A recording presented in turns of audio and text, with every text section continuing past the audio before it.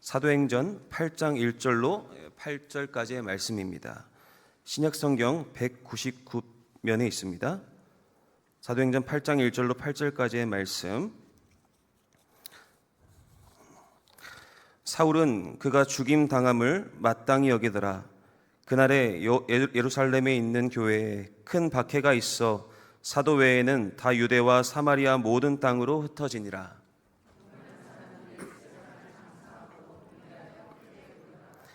사울이 교회를 잔멸할새 각 집에 들어가 남녀를 끌어다가 옥에 넘기니라.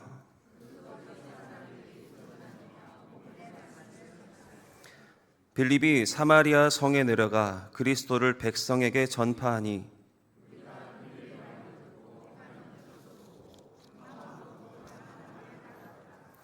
많은 사람에게 붙었던 더러운 귀신들이 크게 소리를 지르며 나가고 또 많은 중풍병자와 못 걷는 사람이 나으니 그 성에 큰 기쁨이 있더라.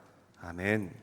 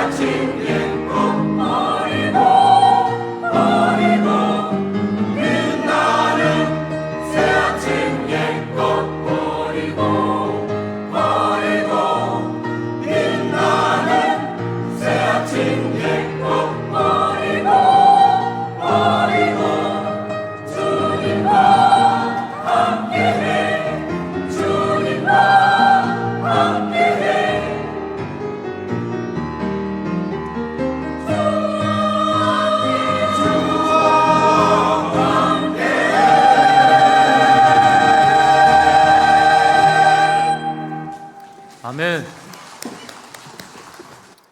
잘 오셨습니다.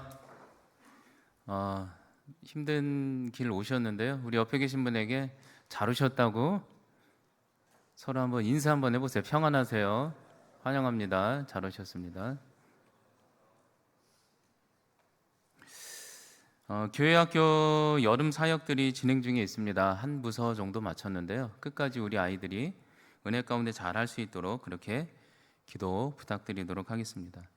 그리고 하나 더 얘기를 하면은 금요기도회 때 간증하신 분이 벌써 2주차가 됩니다. 제가 강요했던 건 아니고요. 원래 마음이 금요기도회 때 제가 예배 인도 그냥 해요. 근데 그거보다도 중요한 게 뭐냐면 우리 인생에 있어서 우리를 드러내고 우리의 얘기를 들어줄 수 있는 공동체가 그렇게 많지 않습니다. 학교를 졸업하고 나서는.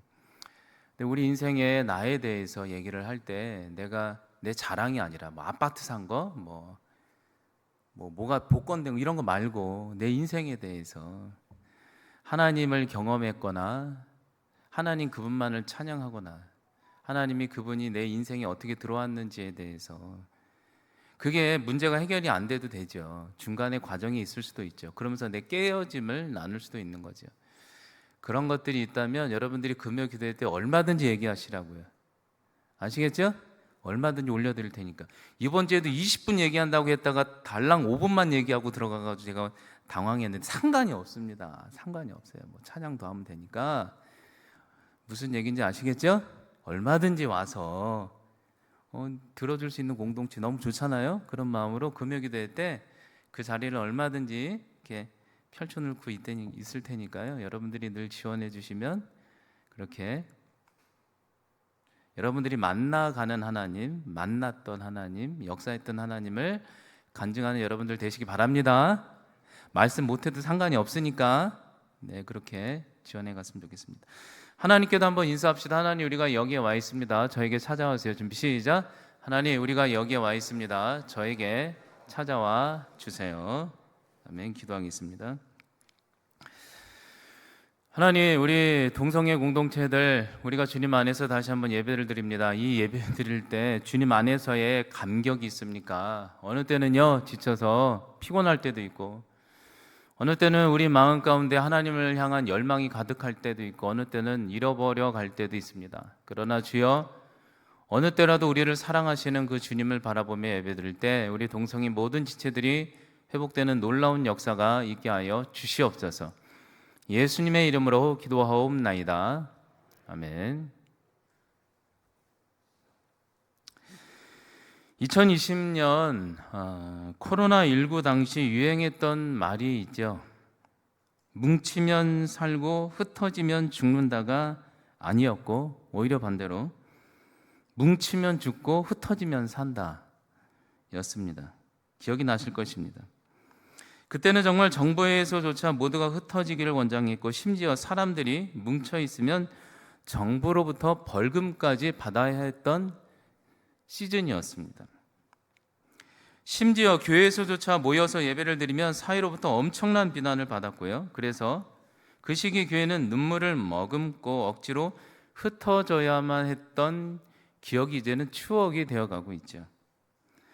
여러분, 그렇다면 왜 하나님은 그 당시 한국교회의 흩어짐을 그렇게 허락하셔야 했을까? 그리고요, 오늘은 사실 더 큰 질문이죠. 교회의 목적은 과연 모이는 데 있을까? 아니면 흩어지는 데 있을까? 이 질문이 중요한 것 같아요. 여러분, 한번 오늘 말씀을 보며 생각해 봅시다. 오늘 말씀은 이렇게 시작하고 있어요.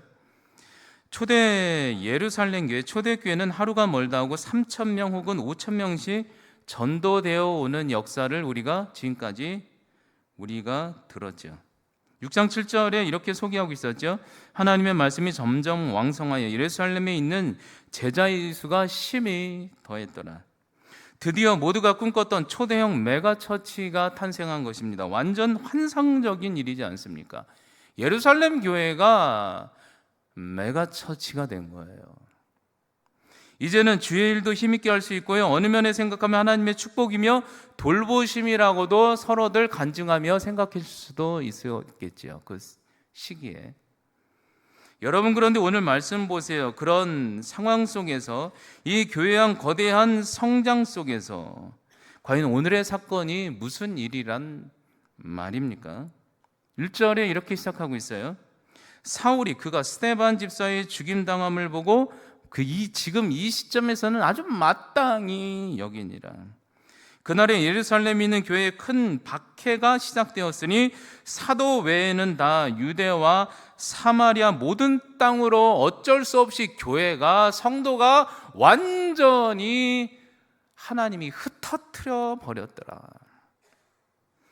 여러분 보십시오. 교회의 분위기는 완전 반전이죠. 세상으로부터 핍박도 당하고, 제자들은 감옥에 갇히고, 생각지도 못한 그 믿음 좀 스데반 집사님의 순교까지 당한 것이죠. 큰일을 넘어서 교회와 성도들은 어쩔 수 없이 무서워 강제로 여기저기 뿔뿔이 흩어져 사마리아와 땅끝까지 흩어지기 시작하는 거죠. 이 얼마나 안타까운 사건인가요? 큰 교회가 되어 큰 일을 할 수도 있었을 텐데 왜 하나님은 흩어버리셨을까? 그렇다면 왜 하나님은 이토록 이 초대교회를 향한 핍박과 순교, 성도들의 흩어짐을 이까지 전혀 막지도 않으시고 그대로 보고 계셔야만 했을까? 하나님이 힘이 없거나 능력이 없어서 그 모든 과정 흩어짐을 보고 계셨던 것일까요? 저는요, 이 본문을 볼 때마다 이런 묵상이 됐어요. 코로나19 당시 한국교회 모습이 생각났습니다. 대형교회부터 상가교회까지 목회자와 성도들이 사이로부터 지탄이 대상이 되어갔고 교회는 하나둘씩 지금까지도 무너져만 가고 있죠. 당시 저는 생각하기 이러다가 정말 교회는 이제는 끝인가 보다까지 생각했어요. 진짜 끝났나 보다. 그런데 왜 하나님은 이러한 핍박과 흩어짐을 보고만 계실까 싶은 생각도 했죠. 여러분 당시 그 모든 상황을 보면서 어떻게 생각하셨습니까? 한국교회를 보면서 어떻게 생각하셨습니까? 비판만 하셨습니까? 왜 이런 일이 있을까? 한번 생각해 보지는 않았습니까? 여러분 그렇다면 이러한 문제 상황 앞에 교회의 문제 상황, 초대교회의 문제 상황, 현재 우리 한국교회의 문제 상황 앞에 이런 질문이 생길 수도 있죠. 예수님 잘 믿으면 축복을 받을까? 아니면 핍박도 있을까? 이런 의미에서 그렇다면 오늘 이 초대교회 안에 벌어진 일련의 사건들, 세상으로부터 핍박도 당하고 전혀 예상도 못한 순교도 당하고 그리고 흩어짐까지 경험했던 과연 이런 일련의 모든 과정을 하나님의 저주 혹은 형벌로 해석해도 될까? 이렇게 봐도 될까? 근데 말씀을 볼까요? 요한복음 13장 2절과 8절. 마귀가 벌써 시몬의 아들 가룟 유다의 마음에 예수님을 팔려는 생각을 넣었더라. 하지만 이제는 하나님의 아들이 나타나 마귀를 멸하려 하십니다. 여러분 보십시오. 이 예수님의 전 사건을 보면 오늘의 사건은 꼭 형벌로 해석하지 않아도 된다는 거죠. 주님도요, 신앙의 본질로 나아가고 십자가를 지려고 하자 신기하게도 사탄이 악한 사람들의 마음에 들어가서 믿음의 길을 방해하기 위해 철저히 핍박해 왔다고 예수님도 당하고 있다고 말하고 있죠. 그러나 이것조차도 하나님의 선한 섭리를 이루기 위한 과정이었다고 성경은 그렇게 우리에게 먼저 힌트를 주고 있지 않습니까? 셰인 클레온이라는 목사님이 믿음이 행동을 지배한다라는 책에서 이런 말을 했습니다.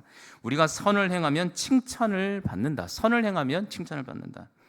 하지만 하나님의 말씀대로 살면 반드시 핍박이 찾아온다.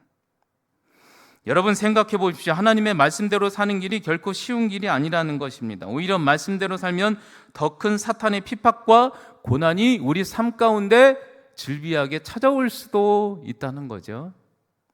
신앙생활 잘하면 당장은 핍박이 있을 수도 있다는 거예요. 사탄이 그 길을 막으려고. 전에 있던 교회에서 한 번 전에 얘기했던가요?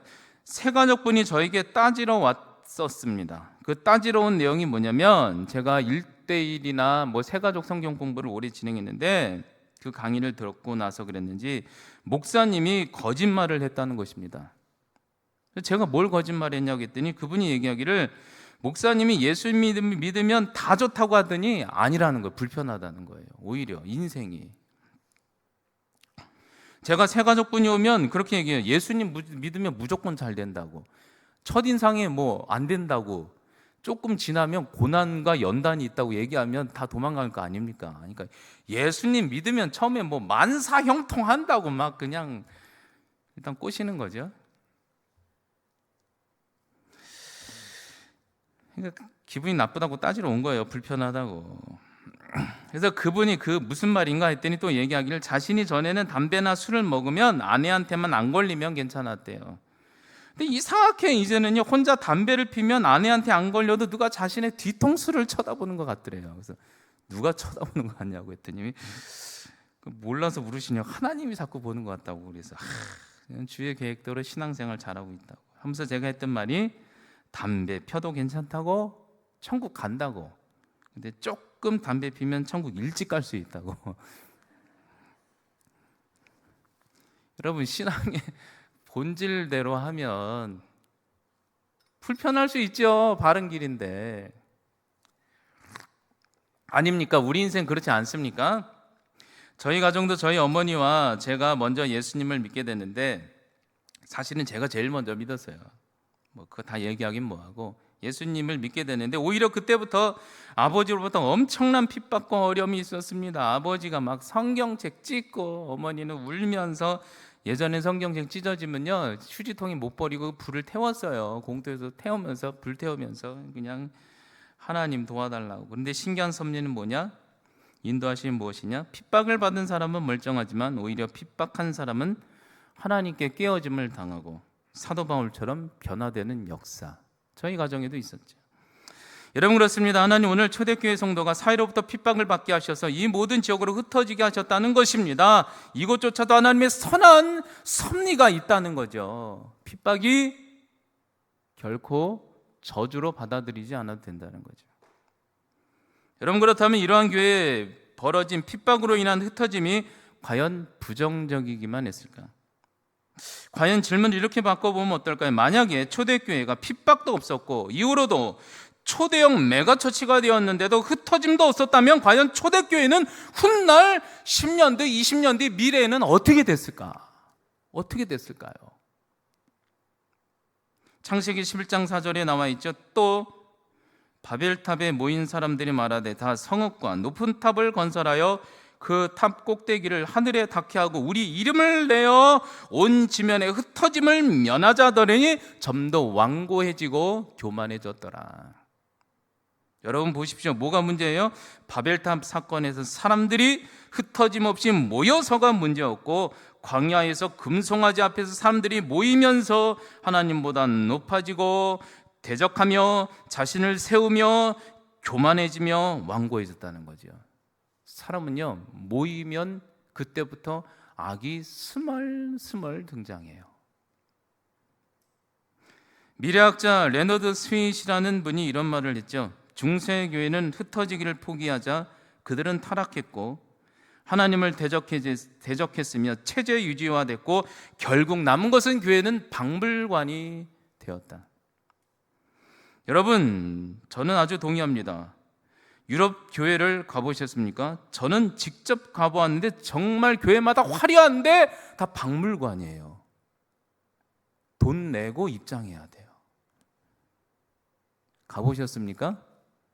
나중에 가시기 바랍니다. 아멘이 안 나오시네. 저는 그 모습을 떠올리면서 그렇게 생각했습니다. 우리 동성교회도 부흥되었다고 훗날 분위기가 좋았다고 차고 차서 너무 차서 만약에 여기가 좋사오니 흩어지지 않는다면 우리끼리만 머물기를 바란다면 하나님이 어쩜 우리 교회를 사랑해서 그분이 직접 흩어지는 않으실까 이렇게.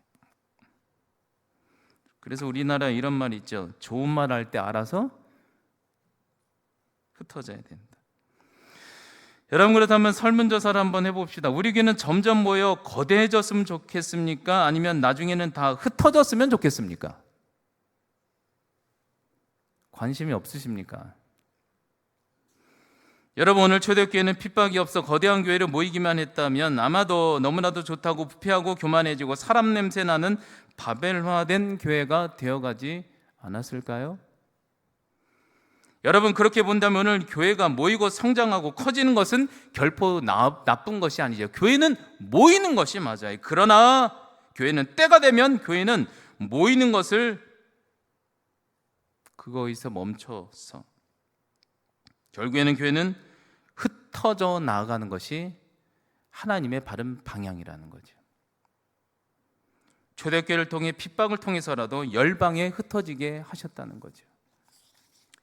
여러분 그렇다면 여기에서 아주 우리가 종합해서 중요한 질문을 한번 해봅시다.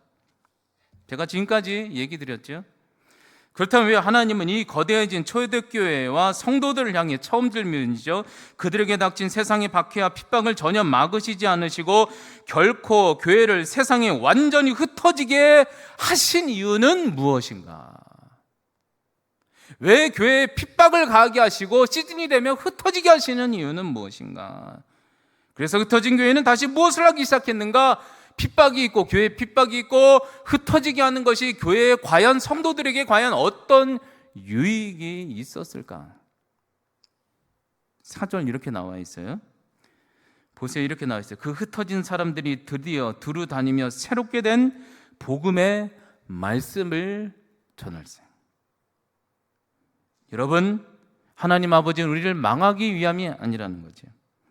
하나님께서는 이렇게 교회와 성도를 박해를 통해서라도 교회와 성도를 흩어지게 하신 이유는 바로 교회 안에 극심한 고난과 핍박을 통해서라도 이제 교회를 세상이 완전히 흩으셔서 과거에 경직되고 왜곡되어져 가는 복음을 다시 새롭게 살아 숨쉬는 복음으로 완전히 회복시키시는 하나님. 핍박이 있고 교회가 흩어지면 복음이 새롭게 돼요. 정신 차리게 되는 거예요. 그리고 더 나아가서 이제는 더 나아가 지금까지 복음이 전파되지 않았던 각 지역 꺼리고 그동안 가지 않던 지역에까지 새롭게 된 복음이 전파되게 하기 위한 하나님의 섭리라는 거죠. 여러분, 진정한 기적은 핍박이 없는 것이 아니라 핍박이 있어서 교회가 흩어지는 게 진짜 기적이라는 거예요. 진짜 기적.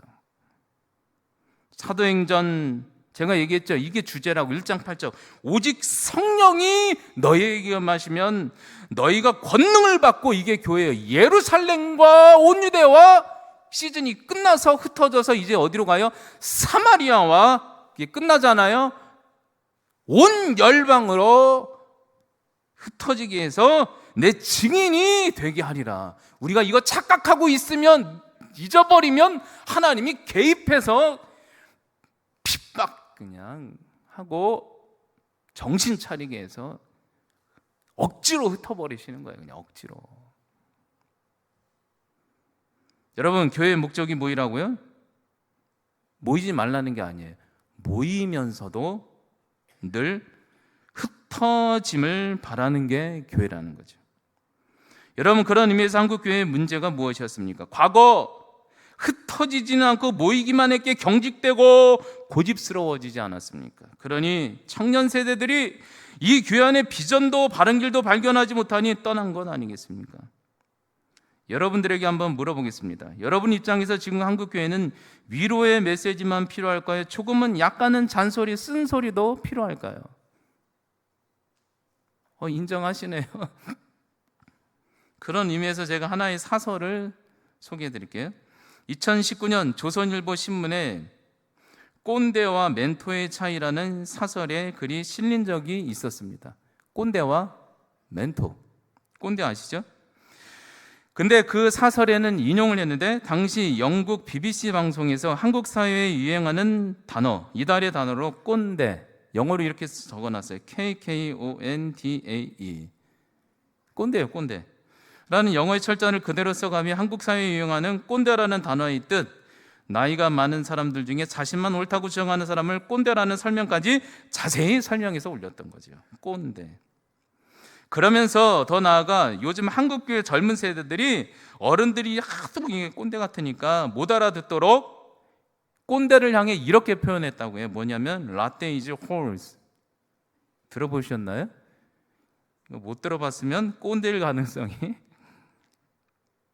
영어는 좀 아시는 분은 알겠지만 뜻이 뭐예요? 라떼 is horse. 라떼는 이다, 홀스가 말이잖아요. 라떼는 말이야. 이거 아직도 이해 못하면 완전 꼰대인 거예요. 이거 뭐 어려운 영어도 아니고 라떼 is horse. 참 젊은 사람들 말을 잘만. 그러면서 또 물어봤대요. 특별히 20, 30대 청년들에게 2,000명을 대상으로 그렇게 물어봤다고 합니다. 그래서 당신들은 꼰대가 필요합니까? 멘토가 필요합니까? 물었더니 70%의 청년들이 얘기하길 직장에서 50대 남성들 중에 50대 남성들 중에 유독 꼰대가 많은데 자신들이 원하는 건 멘토라고 했다고 합니다. 여러분, 저도 이 말을 듣고 좀 뜨끔했습니다. 저희 아들 보고 늘 하는 얘기가 있어요. 라떼는 말이야. 하지 말아야 되는데 그냥 나와요. 라떼는 말이야. 그냥 용돈만 주면 되는데.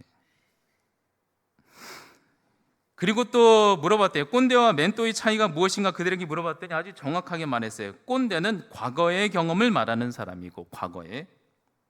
기억하세요. 멘토는 미래를 말해주는 사람이고, 미래를.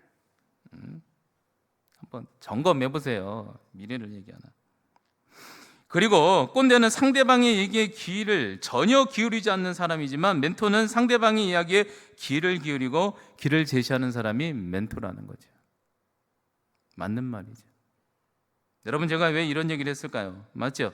오늘은 조금 섭섭한 얘기일 수도 있지만 함께 공감했으니 현재 한국교회의 가장 큰 문제가 무엇입니까? 여러분들도 인정할 것 아닙니까? 꼰대적인 신앙이지 않습니까? 우리 교회 얘기는 당연히 아니겠죠. 그런 분 있나요?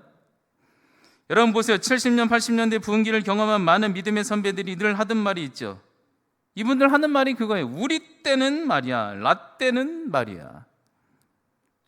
한국교회가 저 여의도에 100만 명 이상 모이면서 기도했고 그렇게 과거에 대해서 막 자랑해요. 우리는 모이는데 요즘 안 모인다고. 그런데 그때는요, 말씀을 듣고 배워야 하는 시즌이었기 때문에 하나님이 모이게 하셨던 거죠. 그런데 그 일로 인해서 모인 사람들이 이제는 세상이 흩어지지 않으면서 교회는 점점 부패했고 새 사회를 향해 힘을 과시했고 기득권화 되었고 교만했고 대우받으려 했고 본당과 주차장에만 목숨 거니까 어떻게 됐습니까? 모여서 예배드릴 때 본질도 아닌 과거의 유산들, 피아노 위치, 찬양 스타일, 예배 스타일, 엇박이니 뭐니 사상 이념 가지고 목숨 걸고 라떼는 말이야. 속 시원하십니까? 라떼 이즈 홀스. 저부터 반성해야 된다는 거죠. 그러니까 젊은 세대들이 그냥 세상 많이 바뀌었어요. 우리 방식으로 살아서 못 살아요. 신앙생활이든 사회 방식 인정해야지. 젊은 세대들이 그냥 그리스도의 선한 도만 우리는 심어주고 알아서 살 수 있도록 해야 되는 게 교회죠. 그런 의미에서 저는 코로나19 제가 얘기해드렸던 이유가 있죠. 그때는 다시 한번 생각해 봤습니다. 왜 코로나19 때 하나님은 교회를 사회로부터 엄청난 지탄을 받게 했을까? 억지로 교회와 예배를 흩으셨을까? 그때 드는 생각이 하나님이 역시 오르셨구나. 교회가 욕을 먹고 목회자 자체가 되는 것을 욕을 먹고 성도가 욕을 먹어야 결국 낮아지고 정신 차리고 흩어질 생각하는구나. 교회에 목숨 걸지 않고. 이것이 바로 교회가 교회되게 하는 회복된 길로 하나님이 인도하시는구나. 하나님 마음이 아프시지만 우리가 흩어지지 않으니 핍박을 통해서도 흩으시는 하나님. 그 하나님을 높이시는 여러분들이 되었으면 좋겠습니다. 우리 교회 주인은 누구예요? 우리 교회 왕은 누구예요? 여러분이에요? 저예요? 하나님 예수 그리스도예요? 그런 얘기하는 분이 있어요. 교회는 민주주의적으로 성도가 주인이라고. 세상에 그렇게 위험한 말이 어디 있어요? 주인은 누구여야 돼요? 한국 사회는 민주주의니까 주권은 국민으로부터 나오지만 교회는 하나님으로부터 그리스도. 여러분, 그래서 저는 기대합니다. 교회가 욕을 먹는 이 세상에 우리 교회만이라도 모이는 것에만 힘을 쓰는 것이 아니라 때가 되면 세상과 열방을 향해 어떻게 하면 흩어지며 나눌까를 고민하는 교회다운 교회. 이 시대에 꼰대가 아니라 멘토와 같은 복음을 전하는 멋진 아름다운 하나님이 기뻐하는 교회가 되었으면 좋겠습니다. 우리는 열심히 봉사하고 이름도 남기지 않고 그냥 흩어져 버리는 거예요. 그냥 이 땅에 어차피 이름 없어지는 거 그냥 좋은 추억만 남기면 되지. 흩어짐 고민해 보시기 바랍니다. 우리 교회는요, 물리적으로 교회 분립은 아직 생각할 때가 아니죠.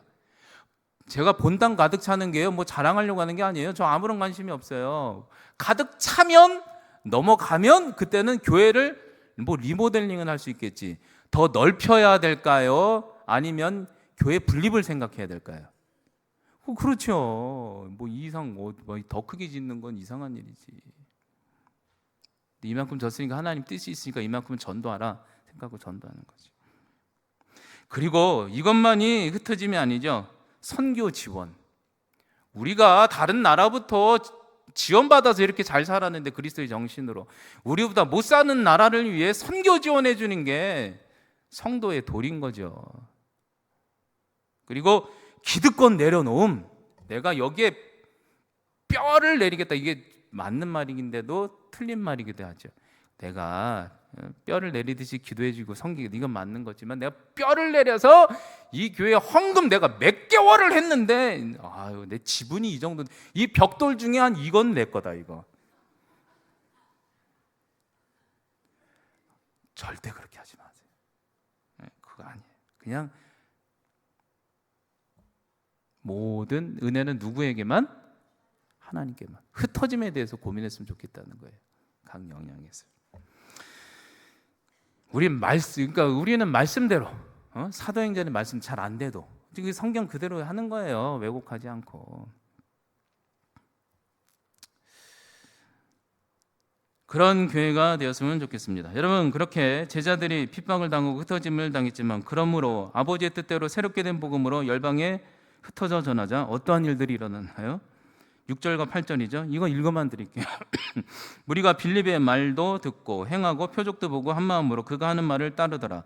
그러자 그 말씀이 다시 한번 새롭게 된 복음이 선포되는 곳마다 더러운 귀신들이 크게 소리 지르며 나가고 많은 중풍병자와 못 걷던 사람들이 드디어 일어나서 여러 지역에서도 기쁨이 넘쳤다. 여러분, 교회가 흩어져서 다시 살아난 복음으로 그동안 꺼려서 가지 않으려고 했던 사마리아 땅끝까지 가서 복음을 전하자 사람들에게 붙었던 귀신이 떠나가고 병자가 나가고 큰 기쁨이 넘쳤다. 복음이 살아있으면요 귀신이 떠나가게 되어 있습니다. 믿으시기 바랍니다. 마지막으로 분당 우리 교회 담임 목사님이신 이찬수 목사님의 스토리를 짧게 제가 소개 읽어드리도록 하겠습니다. 이찬수 목사님이 사랑교회 부교역자 시절에 어느 날 담임 목사님 옥하는 목사님으로부터 연락이 왔다고 합니다. 만나자고. 그래서 담임 목사님을 찾아가 뵈었더니 그분이 갑자기 말씀하시기를 이제는 그때는 뭐 분당이 많이 발달된 곳이 아니니까요.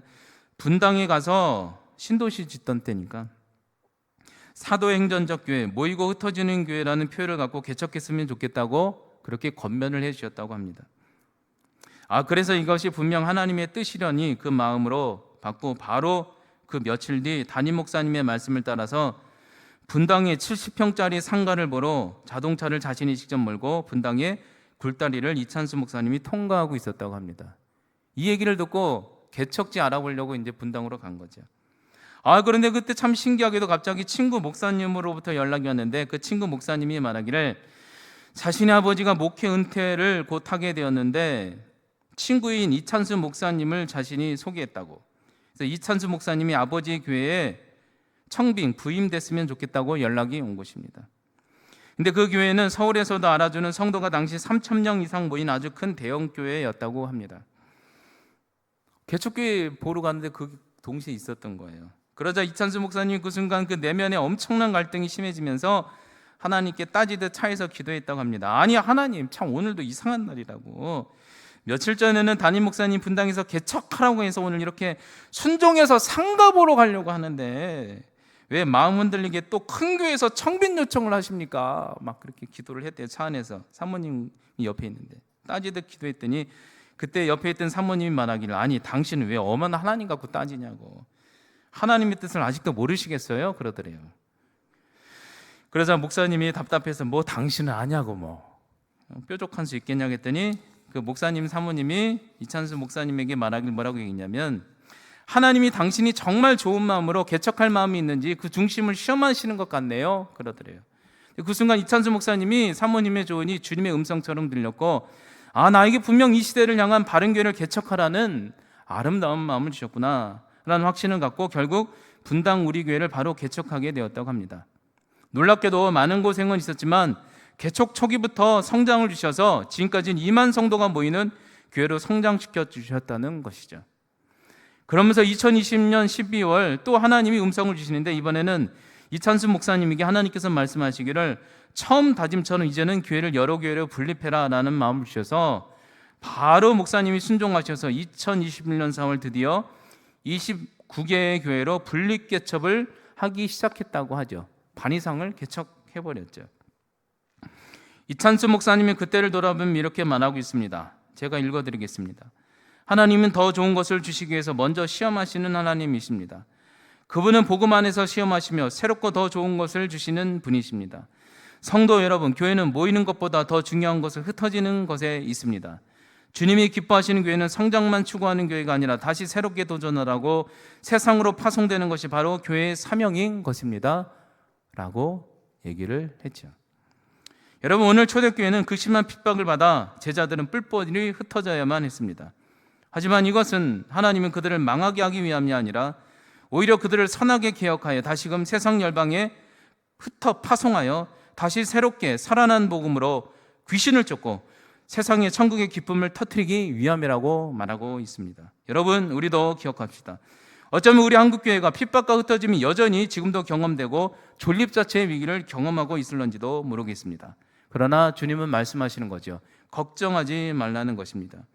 교회와 복음을 새롭게 하시기 위함이라는 것이고, 그리고 새롭게 된 복음이 선포될 때 그 자리에 다시금 귀신이 떠나가고 각 성과 각 사회, 가정 안에 천국의 기쁨이 임할 것이라고 오늘 주님께서는 말씀하고 있습니다.